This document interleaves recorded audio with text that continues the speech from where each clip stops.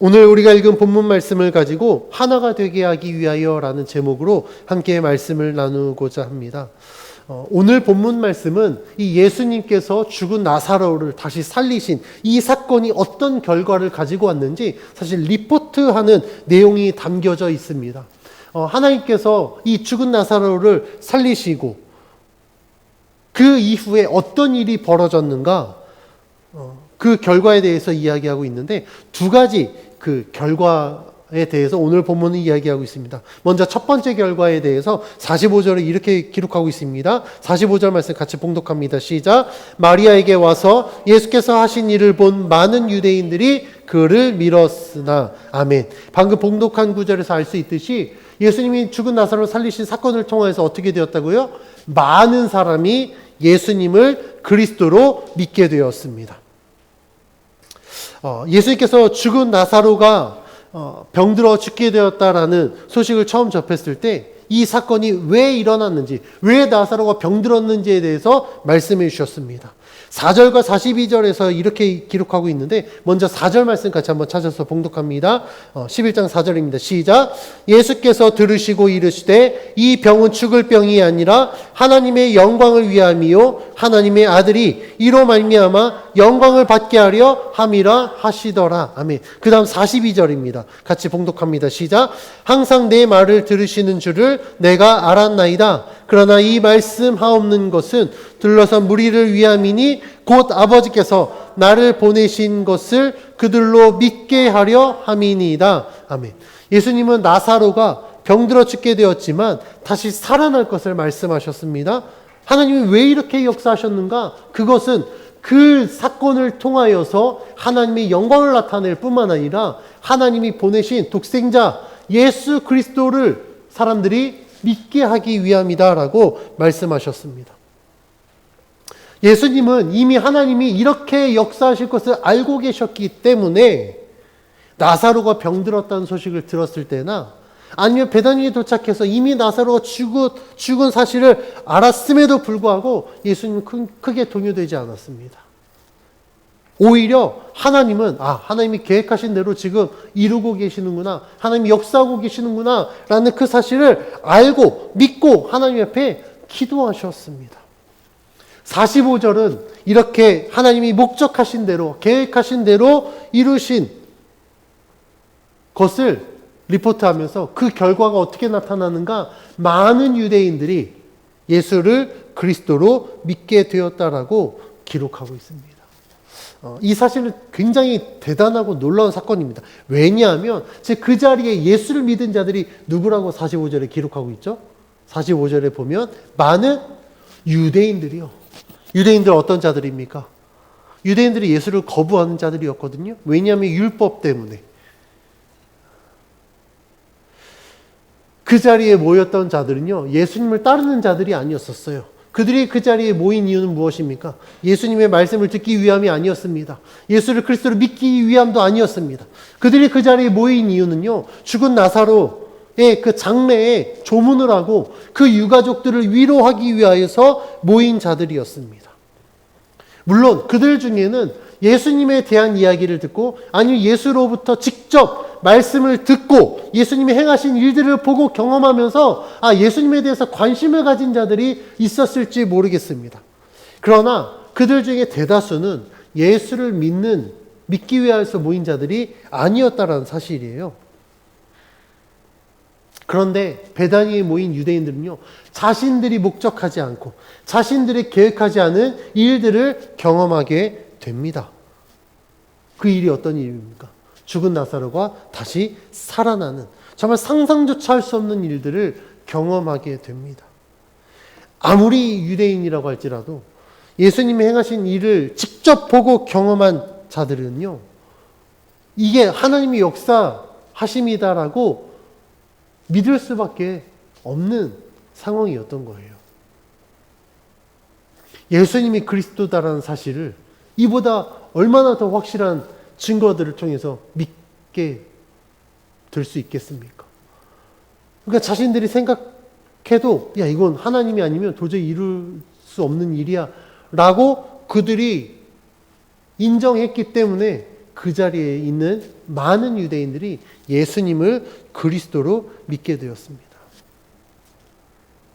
그렇게 되고 우리가 만약에 이 성경을 쓴다면 어떻게 기록하는 게 더 좋을까요?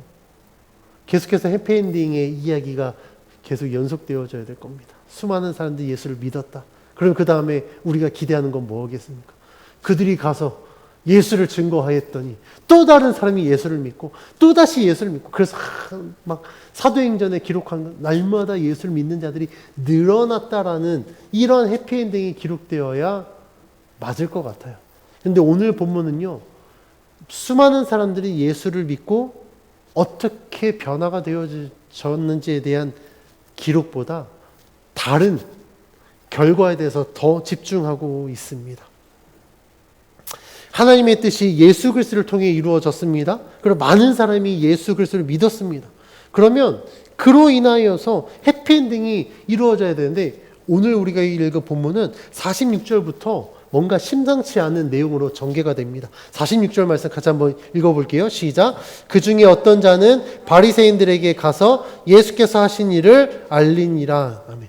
46절은 앞으로 벌어질 사건에 대한 단서를 제공합니다. 여기서 주목해야 될 두 가지 사실이 있어요. 먼저 첫 번째는 많은 사람 중에 어떠한 한 사람이 등장합니다. 어떤 자라는 자가 등장하고, 두 번째는 그 어떤 자가 예수님이 행하신 이 모든 일들을 누구에게 알리냐면 바리새인들에게 알립니다. 자, 바리새인들에게 알렸다라는 것은 무엇을 의미하겠습니까? 예수님이 앞으로 예수님을 대적하는 바리새인들에게 어려움을 당할 수 있다라는 이러한 단서를 제공합니다. 이 45절과 46절을 연결해서 읽어보면요, 많은 유대인들이 예수님을 믿었다라고 이야기합니다. 근데 그것으로 끝나지 않아요. 45절 뭐라고 이야기하죠? 많은 유대인들이 그를 믿었으나라고 기록하고 있어요. 믿었으나, 그러나 라는 접속사를 통해서 반전이 이루어지는 거예요. 그 중에 어떤 한 사람이 바리새인에게 가서 예수가 행하신 일들을 알립니다. 그러면 이 사람은 왜 바리새인들에게 가서 이 일을 행했을까요? 바리새인들을 전도하기 위함이었을까요? 아니면 예수를 변호하기 위함이었을까요? 그렇지 않은 것 같아요. 왜냐하면 본문은 그러나라는 접속사를 사용했거든요. 그럼 뭔가 반전이 있다라는 이야기입니다. 이 어떤 자라고 표현한 이 사람이 바리새인에게 간 것은 혹시라도 예수가 행한 이 일들이 고발 조건이 되지 않을까? 예수의 그 행한 모든 일들의 꼬투리를 잡아서 그를 죽일 수 있는 계기가 되지 않을까라는 그런 생각을 가지고 아마도 바리새인에게 갔을지 모르겠습니다. 어떤 한 사람이 바리새인에게 이 소식을 알리자 바리새인들은요 즉시 공회를 소집합니다. 이 공회는요 산헤드린이라고 하는 유대인들의 최고 의결 기관입니다. 이 의결 기관이 지금 기구가 소집되었다라는 것은 유대인들이 굉장히 중요한 어떤 결정을 하겠다라는 의지를 보여주는 거예요. 이 공회는요 대제사장이 의장이 되고 그 공회원에는 바리새인, 사두개인, 서기관 그리고 장로 등 그 이스라엘 유대인들의 그런 공동체의 리더급들이 모여서 이제 결정을 하는 기구입니다. 지금의 개념으로 따지자고 한다면 한 교단 총회? 사실 교단 총회보다 더 큰 개념인데 어떤 교회 연합이 없다 보니 그냥 교단 총회라고 생각하시면 될 것 같아요. 그래서 그 지도자들이 이 예수님이 행하신 표적에 대하여서 어떻게 대응할지 모여서 의논하기 시작합니다. 이 공회에 모인 자들은요 종교 지도자들입니다. 종교 지도자들이라고 한다면 어떤 논의를 해야 될까요? 종교적인 논의를 해야 되는 게 맞아요. 그런데요 말씀을 우리가 계속 살펴볼 텐데 그들의 논의는요 종교적인 논의가 아니라 굉장히 정치적인 논의를 합니다. 48절에 그 내용이 기록되어 있는데 48절 말씀 같이 한번 봉독합니다. 시작. 만일 그를 이대로 두면 모든 사람이 그를 믿을 것이요 그리고 로마인들이 와서 우리 땅과 민족을 빼앗아 가리라 하니. 아멘. 그들이 모여서 논의한 주제는 예수님이 누구인가? 하나님이 그를 그리스도로 보냈다고 한다면 우리도 예수를 믿어야 되는 거 아닌가? 아니면 하나님은 왜 예수를 그리스도로 보내셨는가? 이런 신학적인 아니면 종교적인 논의를 해야 되는 게 맞는데 그들은 어떤 논의를 한다고요? 지금 정치적인 논의를 하고 있습니다. 만약에 사람들이 예수를 믿어서 그를 믿는 사람들이 많아져서 로마인들이 와서 그나마 남아있는 우리 땅 다 정복하고 우리 민족을 빼앗아가면 어떡할까? 이건 종교적인 논의가 아닙니다. 어떤 논의라고요? 정치적으로 접근하는 거예요. 정치적으로 즉 우리가 갖고 있는 이 기득권마저 빼앗기면 어떡하지? 우리의 주권이 빼앗기면 어떡하지? 지금 이걸 염려하고 있다라는 겁니다. 설상가상으로 즉 의장인 대제사장은 한술 더 뜹니다. 그래서 49절 50절에서 이렇게 이야기합니다. 49절 50절 같이 찾아서 봉독합니다. 시작. 그 중에 한 사람 그 해의 대제사장인 가야바가 그들에게 말하되 너희가 아무것도 알지 못하는도다. 한 사람이 백성을 위하여 죽어서 온 민족이 망하지 않게 되는 것이 너희에게 유익한 줄을 생각하지 아니하는도다 하였으니. 아멘. 이 대제사장인 가야바도요. 이 문제에 대해서 상당히 정치적으로 접근하고 있습니다. 그럴 수밖에 없는 이유가 있어요. 이 대제사장 가야바는요, 사실 정치적인 이유로 세워진 대제사장이었습니다. 원래 그 당시에 대제사장은요, 안나스였습니다. 그런데 이 로마가요, 이 대제사장 원래 종신직이거든요. 그러니까 죽을 때까지 대제사장은 폐위되지 않아요. 그래서 대제사장이 죽으면 이제 새로운 대제사장을 임명하는 게 이 유대 법이었습니다. 근데 로마가 통치할 때 이 안나스보다 자신들이 주무를 수 있고 자신들이 원하는 뜻대로 할 수 있는 인물을 세우기 위해서 원래 대제사장이었던 안나스를 폐위시키고 자신들의 입맛에 맞는 가야바를 대제사장으로 임명해 버린 거예요. 로마가 임명한 대제사장이다 보니 얼마나 가야바가 정치적이었겠습니까? 그래서 그는요, 공회를 소집한 이 자리에서도요, 굉장히 정치적인 발언을 하고 있습니다. 50절 말씀에 보니까 가야바는 이렇게 이야기합니다. 한 사람이, 즉, 여기서 말하는 한 사람은 누구를 의미하냐면 예수님을 의미하거든요. 예수님이 죽어서, 백성을 위해서 죽어서, 온 민족이 망하지 않게 하는 것이 유익하지 않겠냐라고 이야기하는 거예요. 그러니까 공회에서 모인 사람들이 모든 사람이 예수를 믿어서 로마가 와서 우리의 모든 것들을 빼앗기면 어떡하냐라고 고민할 때 가야바가 제시한 대안은 무엇이냐면 그러면 한 사람 죽이면 될 거 아니야.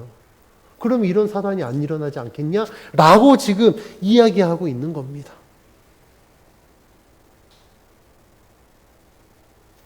그래서 실제로 이 가야바는요, 예수님이 죽게 되는데 굉장히 결정적인 역할을 합니다. 그래서 뒤에서도 계속해서 이제 가야바에 대해서 이야기하고 있는데, 이 가야바가 이 예수님이 죽는데 굉장히 결정적인 역할을 한 사람이라는 그 단서가 51절에 나와 있습니다. 51절에서 가야바에 대해서 뭐라고 이야기하냐면 그 해의 대제사장이었다라고 이야기해요. 여기서 말하는 그 해는 예수님이 십자가에 못 박혀 죽으신 해를 의미하거든요. 근데 그 해의 제사장이 누구였다고요? 가야바였다고요. 그러니까 이 가야바가 예수님을 로마 군대에 넘겨서 예수님이 죽게 만드는데 굉장히 주도적인 역할을 한 인물이었다라고 이야기하고 있습니다. 그럼 그가 왜 그렇게 했는가? 아까 말씀드렸듯이 가야바는요, 대제사장이었지만 그는 정치적인 인물이었어요. 정치적인 이유 때문에 안나스를 폐위하고 로마가 임명한 제사장이었다라는 겁니다. 그래서 그가 제시한 대안은 예수를 죽여버리면 우리가 염려하는 그 일들 벌어지지 않을 거야. 그러니까 우리가 지금 갖고 있는 이 기득권 그대로 유지할 수 있어라고 이야기하는 겁니다.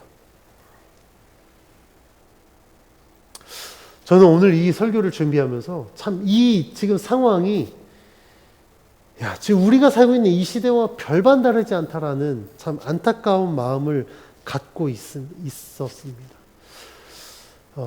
특히 지금 우리가 살고 있는 이 시대 굉장히 좀 위기 상황이거든요. 그 중에서도 교회가 굉장히 위기 상황입니다. 특히 한국 교회는 지금 엄청나게 위기 상황에 놓여져 있습니다. 한국 교회의 이 위기 상황 중에 어떤 문제점이 있는가 이야기할 때 저는 개인적으로 제일 문제가 되는 건 한국 교회가 너무 정치화됐다라는 거예요. 정치적으로 한국 교회가 변질되어 버렸습니다. 그 증거들은 너무나 많은데 최근에 예를 들면 굉장히 극우적인 한 목회자가 계속해서 뉴스에 나오잖아요. 그의 발언들이 회자가 되고 그 발언 때문에 정치 정당이 문제가 생기기도 하고 그렇습니다. 그런데 이게 그분은 워낙 뉴스에 나와서 문제지만 사실 뉴스에 나오지 않아도요. 진보 보수 가릴 것 없이 굉장히 목회자들이 정치적인 발언을 많이 합니다. 그러니까 제가 분명히 말씀드립니다. 진보 보수 상관없이 자신이 지지하고 있고 자신이 생각하는 것들, 그런 정치적 이념을 설교 강단에서 이야기한다라는 거예요. 그 결과 성도들도요, 굉장히 정치적으로 변질되어 버렸습니다. 목회자가 설교 강단에서 이야기한 게, 저게 진리겠지라고 이야기하다 보니, 목사가 진보적이면 성도들은 진보적인 성도들이 또 모이더라고요. 목사가 보수적이면 보수적인 성도가 모입니다. 목회자가 중도적이면 진보 보수 다 있거든요. 근데 여기에서 문제가 뭐냐면 서로 싸우더라고요. 제가 놀란 건 뭐냐면 서로 싸우다가 목사님한테 와서 물어봅니다. 목사님 어느 쪽이세요? 빨리 결정 지으세요. 왜 이런 문제가 발생했습니까? 교회가 본질에서 벗어났기 때문에 그래요. 저는 제 목회가, 제 신앙관은요, 철저하게 교회는 정치와 분리되어야 됩니다. 정치와 교회가 연합하는 순간 그 시대는요, 변질될 수밖에 없습니다. 오늘 우리가 읽은 본문 이 시대에도 그랬고요. 종교개혁이 일어난 것도 정치와 교회가 연합되면서 교회가 변질되었기 때문에 이래서 안 되겠다. 교회 본질을 찾아가자. 그래서 종교개혁이 일어났거든요. 근데 우리나라 지금 이 상황도 별반 다르지 않다라는 겁니다. 오늘 본문에 나오는 이 유대 지도자들이 유대 공회가 모였다고 한다면, 물론 이 공회는요, 종교적인 의회만 되지는 않습니다. 물론 그 법을 만들고 이런 어떤 정치기구라고 할지도 모르겠어요. 그런데 그들이 지금 접근하는 방법, 이 해결하고자 하는 해법들은 굉장히 정치적인 의미만 담겨져 있습니다. 그래서 제가 설교를 주면서 어쩜 지금 시대랑 이렇게 비슷할까라는 생각을 하게 되었습니다. 이런 현상이 왜 잘못되었는지 53절에선 이렇게 이야기하고 있습니다. 53절 말씀 같이 한번 봉독합니다. 시작. 이날부터는 그들이 예수를 죽이려고 모의하니라. 아멘. 지금 예수님이 죽은 나사로를 살리고 난 이후에 어떻게 변화가 있었습니까? 많은 사람들이 예수를 그리스도를 믿고 있었습니다. 그런데 그런 상황 속에서 유대 지도자들, 정말 종교 지도자라고 하는 이 유대 지도자들이 모여서 선택한 건 뭐라고요? 예수를 그리스도로 인정하고 믿는 것이 아니라 안 되겠다. 정치적으로 우리의 기득권을 빼앗길 수 있으니 그를 죽여버리자. 그를 없애버리자. 이런 결단을 했다라는 겁니다. 그들이 예수님을 죽이려고 한 이유는 딱 한 가지예요. 자신들의 정치적인 기득권을 빼앗기지 않기 위함입니다. 그렇게 결정한 기준은요, 하나님 말씀이 아니었습니다. 자신들의 신앙적 양심도 아니었어요. 그들이 이러한 결정을 한 기준은요, 철저하게 자신들의 정치적인 입장이었습니다.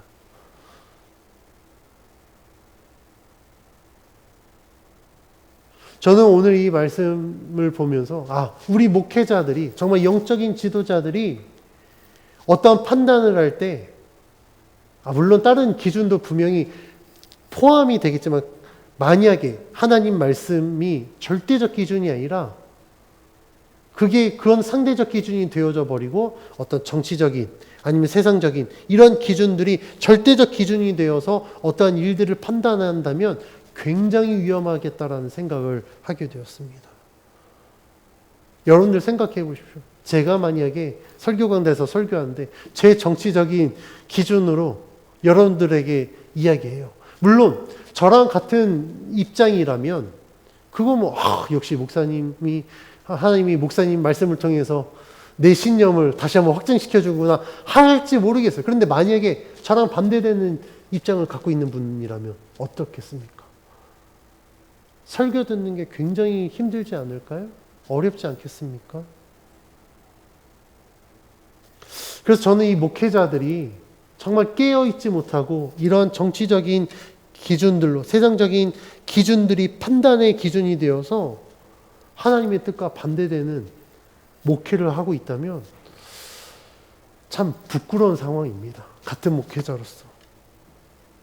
그래서 제가 우리 성도님들께 오늘 이 시간 좀 기도 부탁을 하려고 합니다. 정말 한국교회와 한국 목회자들이 정치와 분리돼서 정말 말씀 중심, 복음 중심으로 변화될 수 있도록 여러분들 기도해 주십시오. 혹시라도 주변에 그런 교회 목회자들이 알고 계신다면 욕은 조금만 하시고 기도를 더 많이 해주십시오. 얼마나 불쌍하고 안타깝습니까? 그 또 한 가지 기도 제목은 저를 위해서도 기도해 주십시오. 저도 변질되지 않도록. 제가 자란 교회 목사님이 굉장히 정치적인 설교를 많이 하셨거든요. 전 청년 때 수많은 청년들이 그 설교를 들으면서 정말 문 박차고 나간 적도 있었어요. 하도 빨갱이들을 너무 많이 이야기하니까. 저는 그때 너무나도 마음이 아팠습니다. 목사님의 저 모습을 보고 비난하는 사람들은 많은데 왜 저 목사님의 입술을 주장하여 주셔서 정말 제대로 된 설교를 설교관에서 선포할 수 있게 해달라고 중보하는 사람은 없을까? 그때 저는 목사님이 그런 설교를 할 때마다 전 앉은 자리에서 엄청나게 중보기도 했습니다. 그래서 제가 우리 성도님들께 부탁드립니다. 저를 위해서 기도해 주십시오. 제가 설교 강단에서 허튼 소리 하지 않고 정말 하나님 말씀만 대언할 수 있도록 저를 위해서도 좀 기도해 주시기를 바랍니다. 여러분들의 성도들의 중보 기도가 정말 교회를 살리고 목회자를 살립니다. 교회가 살고 목회자가 산다라는 건 여러분들이 그 안에서 바른 신앙으로 여러분들이 살 길이다라는 것을 제가 강조합니다. 그러니까 내가 살기 위해서라도 그렇게 중보 기도해 주십시오. 다시 오늘 본문으로 돌아와서 이 가야바의 말을 통해서 그냥 그것으로 끝나는 것이 아닙니다. 성경은요, 이 가야바의 말이 곧 하나님의 예언의 성격을 갖고 오늘 본문은 이 가야바의 말이 어떻게 하나님의 뜻으로 이루어지는지에 대해서 51절, 52절이 이렇게 이야기합니다. 51절, 52절 같이 봉독합니다. 시작.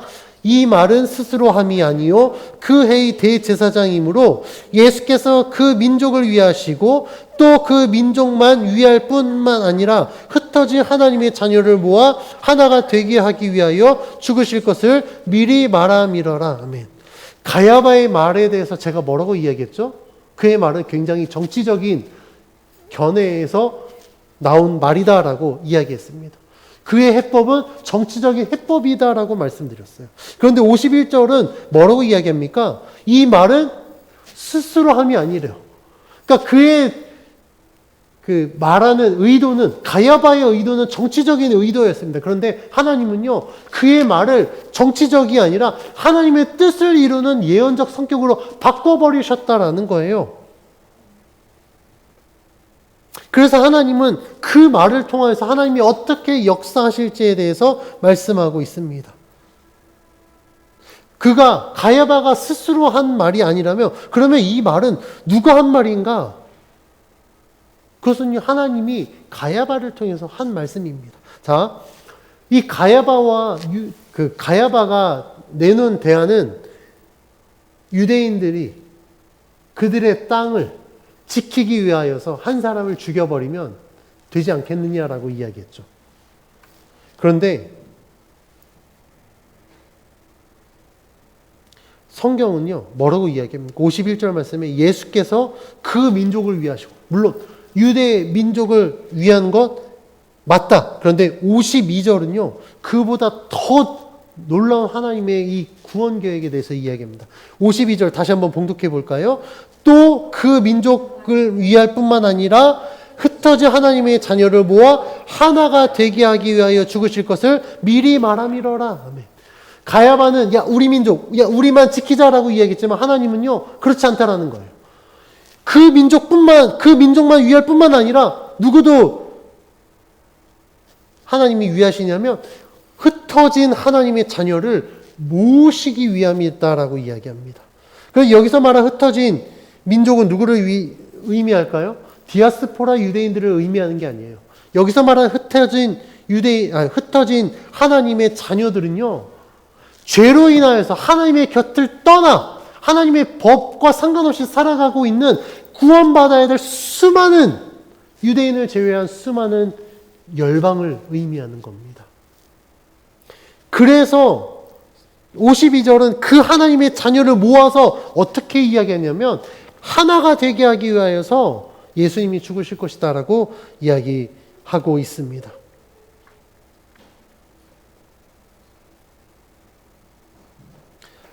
어떻습니까? 하나님의 구원 계획이 놀랍지 않습니까? 가야바가 정말 정치적인 견해로 말한 그 말조차도 하나님은 하나님의 뜻을 이루기 위한 말로 바꿔버리셨다라는 거예요. 그들이 예수 하나만 죽이면 야 우리의 기득권 지키겠지라고 했겠지만 하나님은요 예수를 죽으심으로 말미암아 유대인만 지키는 것뿐만 아니라 모든 열방, 온 족속을 다 모아서 예수 그리스도로 말미암아 하나가 되게 하시겠다라는 놀라운 구원 계획을 이루신다라는 사실을 오늘 본문은 이야기하고 있습니다. 그래서 하나님의 뜻과 계획은요 위대하다라는 거예요. 놀랍다라는 겁니다. 사실 예수님이 오시기 전까지만 하더라도 하나님의 구원은요 유대인들만의 전유물이었습니다. 왜냐하면 하나님께서 아브라함의 족속, 아브라함의 혈통을 구원하시고 내가 그들을 내 민족으로 삼겠다, 내 백성으로 삼겠다라고 말씀하셨기 때문에 그렇습니다. 그런데요, 하나님은요, 유대인뿐만 아니라 유대인을 뛰어넘는 모든 열방을 구원하기로 계획하십니다. 왜요? 하나님의 백성은 아브라함의 자손들뿐만 아니라 하나님이 창조하신 모든 민족들이 다 하나님의 백성이 되어야 하기 때문에 그렇습니다. 그러면 하나님이 이스라엘 백성들에게 하신 그 언약을 다시 갱신하셔야 돼요. 그 갱신의 조건이 무엇이었냐면 바로 예수 그리스도였습니다. 이전에는 아브라함의 혈통에 있는 자들이 이스라엘이었지만 이제부터는 예수 그리스도께서 우리를 대속하고 우리를 구원하기 위해서 십자가에 못 박혀 죽으신 이후에는 예수 그리스도를 믿으며 예수 그리스도로 말미암아 죄사함을 받은 모든 자들은 다 예수 안에서 새 이스라엘이 되어 하나님의 백성이 될 수 있습니다. 그러니까 혈통이 다르고 문화가 다르고 삶의 환경이 다 다르지만 우리가 하나님의 자녀가 될 수 있는 이유는 딱 하나라는 거예요. 그 이유는 바로 우리를 위하여서 못 박혀 죽으신 예수 그리스도를 믿으면 그 믿음으로 말미암아 우리가 하나가 될 수 있다라는 사실입니다. 그래서 성경은 이 하나님의 구원에 대해서 하나님의 선물이다라고 이야기해요. 우리가 하나님의 자녀가 될 수 있었던 것은 우리의 어떤 계급이 뛰어나서, 지금 물론 계급이 없지만 계급이 뛰어나서가 아닙니다. 우리의 능력이 특출나서도 아니에요. 우리가 갖고 있는 어떤 조건들이 하나님의 자격 요건에 갖추어서가 아닙니다. 우리가 구원받은 건 오직 딱 하나, 바로 예수 그리스도께서 우리의 죄를 대속하고 우리를 구원하기 위해서 십자가에 죽으셨기 때문에 우리가 그 예수 그리스도를 믿으면 그 복음이, 십자가의 복음이 우리를 구원해 주신 것입니다. 그래서 우리는 예수 그리스도 안에서 한 복음, 한 믿음을 갖고 있기 때문에 우리가 하나님의 자녀가 될 수 있는 것입니다. 제가 여러분들을 어떻게 만났겠습니까? 예수 그리스도 아니면 저와 여러분들 만날 기회가 없었어요. 제가 어찌 이 김포에 왔겠습니까? 그 복음으로 개척하라고 하시니까 개척 때문에 김포 온 거거든요. 그거 아니었으면 전 여러분들 만나지 못했을 겁니다. 그런데 우리가 같이 모일 수 있었던 것은 출신이 같아서도 아닙니다. 우리가 하나 될 수 있었던 건 바로 우리가 믿는 예수 그리스도 때문인 줄 믿습니다. 저는 교회 공동체에 대해서, 교회 공동체의 존재의 목적에 대해서 이렇게 정의합니다. 교회 공동체는 오직 예수 그리스도의 복음을 증거하기 위하여 하나님 나라를 완성하는 믿음의 공동체입니다. 교회가 하나가 될 수 있는 건 우리를 구원하신 그리스도가 한 분이시기 때문에, 우리가 구원받을 수 있는 복음이 하나이고 우리가 믿는 하나님이 한 분이시기 때문에 교회 공동체는 하나가 될 수 있는 겁니다. 그래서 저는 주 안에서 하나가 되는 이 교회를 세우고 싶어서 개척했습니다. 그래서 우리 교회가 어떤 교회입니까? 더한 밝은 교회거든요. 예수 그리스도 안에서 우리가 더불어 하나가 되면 우리는 진정한 믿음의 교회가 될 수 있겠다라는 생각으로 하나님이 개척하게 하셨습니다. 모두의 생각이 다릅니다. 삶의 환경이 다릅니다. 출신이 다릅니다. 그럼에도 불구하고 우리가 하나 될 수 있는 건 우리 안에서 역사하시는 예수 그리스도 때문에 우리는 하나 될 수 있습니다. 그래서 저는 우리 교회가 정말 복음 안에서 하나가 되는 믿음의 공동체가 되면 세상 가운데에서 하나님의 영향력을 끼칠 수 있겠다라는 믿음의 확신이 있습니다. 그래서 저는 그렇게 꿈꾸고 기대합니다. 우리 교회가 정말 하나님 앞에 쓰임받는 믿음의 교회가 될 줄 믿습니다. 온전한 믿음의 공동체로 세워질 줄 믿습니다. 얼마 전 저희 아들이 저에게 이런 이야기를 하더라고요. 자신이 커서, 만약에라는 전제 조건을 내세웠습니다. 만약에 아빠, 제가 커서 목사님이 된다면 저는 한마음교회를 세우고 싶어요 라고 이야기하더라고요. 그래서 제가 왜 한마음교회를 세우고 싶어? 라고 물어봤더니 이 아이가 이렇게 대답하더라고요. 우리가 예수님을 믿으면 한마음이 되는 거잖아요 라고 이야기하더라고요. 저는 그 애들 깜짝 놀랐어요. 야, 아이의 입술을 통해서 하나님이 이렇게 말씀해 주시는구나. 사실 좀 부끄러웠습니다. 예수 믿으면 모두가 한마음이 되어야 된다는 걸 이 아이도 알고 있는데 정작 어른들은 그렇게 못하잖아요. 우리가 예수 믿는다고 하지 우리가 한마음 됩니까? 그러지 않아요. 예수 믿는다고 하면서 또 계속해서 자신을 고집하고 그러니까 서로 분열하고 다투고 싸우는 거거든요. 그런데 오늘 본문은 이야기합니다. 예수가 왜 죽으셨습니까? 예수님이 죽으신 이유는 딱 하나입니다. 예수를 믿는 믿음 안에서 모두가 하나가 되기 위하여서 예수님은 죽으셨습니다. 예수님 죽으신 이유는 다른 이유가 아니에요. 우리를 하나님 백성 삼아서 정말 모든 것이 다 다르지만 예수 그리스도를 믿는 믿음으로 말미암아 우리를 하나가 되기 위하여서 예수님과 죽으셨다는 사실, 우리는 그 사실을 믿어야 됩니다. 저는 우리 교회가 정말 이러한 교회가 되기를 원합니다. 정말 다 다르지만 우리가 더한 밝은 교회로 모였을 때는 우리는 오직 하나, 예수 그리스도만 바라보는 믿음의 공동체가 되기를 원합니다. 우리 교회가 정말 이렇게 주님 앞에 쓰임받는 교회 되기를 원하고, 또 우리 모든 성도들이 정말 이러한 한 가족이 되어서 주님 안에서 우리가 같이 기쁨으로 신앙생활하며 하나님의 뜻을 이루어가는 우리 모두가 되길 주의 이름으로 간절히 축원합니다.